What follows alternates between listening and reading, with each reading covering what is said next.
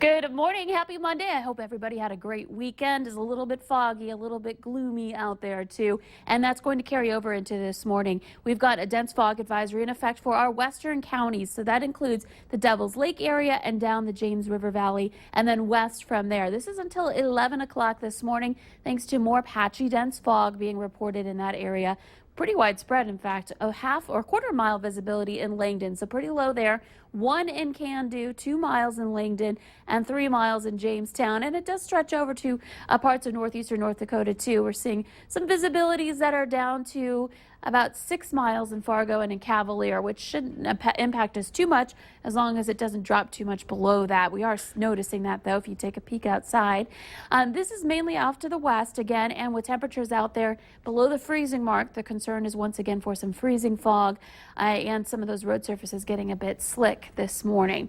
Cloud cover across much of the valley. We've got clear skies up in some parts of extreme northwest Minnesota, and then back over toward Minot and Bismarck as well, except for that low-level cloud cover that's now formed. So expanding the view, we've got a big system impacting other parts of the Midwest. Omaha once again getting hit hard by some heavy rain right in that transition zone between rain and snow right there. And then the heavy rain does spread northward into southern and southeastern Minnesota. It's going to be a soggy day for Minneapolis, probably several phases of precipitation for the Minneapolis metro area. So if you're heading down there this morning, be aware you're going to run into the rain and maybe even some sleet or some freezing rain as well. The system is going to stay to our south and east. We're not going to be impacted by it beyond some cloud cover associated with it today. It's the next system that'll be impacting us. So today, mild temperatures to start off. We're in the low to mid 30s in the southern valley, especially toward the west and north. That's where we're below the freezing mark. 27 degrees in Devil's Lake and 29 degrees in Jamestown right now. And wind speeds are rather light in that area. That's helping to allow that fog to form. Toward the east and south, that's where we've got the wind that's a little stronger, 26 miles per hour in Wadena and 26 in Sisseton. That's closer to the center of that low that's impacting other parts of Minnesota and the Midwest. So here's a look at our forecast for today. It's looking rather gray once again, unfortunately, but we'll still be on the mild side and a little bit breezy again. The farther south and east you are, that's where we'll most likely see a little stronger wind being influenced by that low that's just going to pass just to our south and east.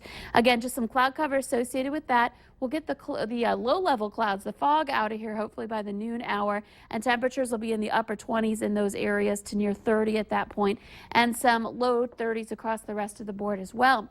Now, for later on this afternoon, high temperatures in the upper 20s to some mid 30s in the southern valley, and that'll be about it for today. So looking rather quiet even into the evening hours tonight, mostly cloudy skies. So not getting to see much of the sun lately here. Now looking ahead toward tomorrow, we're talking about that storm system approaching. Most of the day looks pretty good. It's going to be a little cooler to start, temperatures in the 20s and teens, and we see those temperatures rise to similar numbers, maybe a few degrees cooler than yesterday or today rather.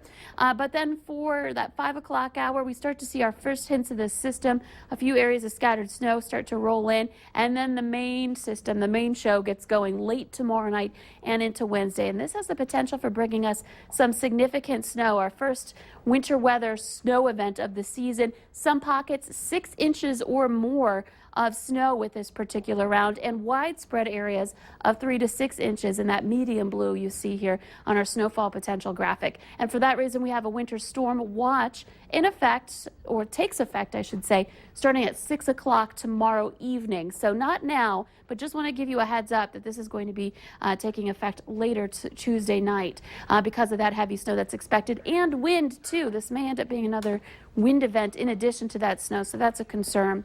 So a couple of mild days here, and in addition to that, we've got that chance for snow later Tuesday. That'll stick around through Wednesday. Wednesday will really be when we're really feeling the impacts of this, and eventually it clears out Thursday morning just in time for Friday. And I know there's some people looking to tailgate on Friday as well, and it just so happens to be the coldest day of the week, and we may have a foot of snow on the ground too, so that should be interesting for all the tailgaters out there. Definitely a different scene from the last couple of tailgates. Thank you, Lisa. You bet. 'Tis the season for a lot of holiday happenings, but also the time that people in need might need a little extra help. Just ahead on the Valley today, Christy Larson is live at the Great Plains Food Bank with some of the ways that you can help out those in need this holiday season.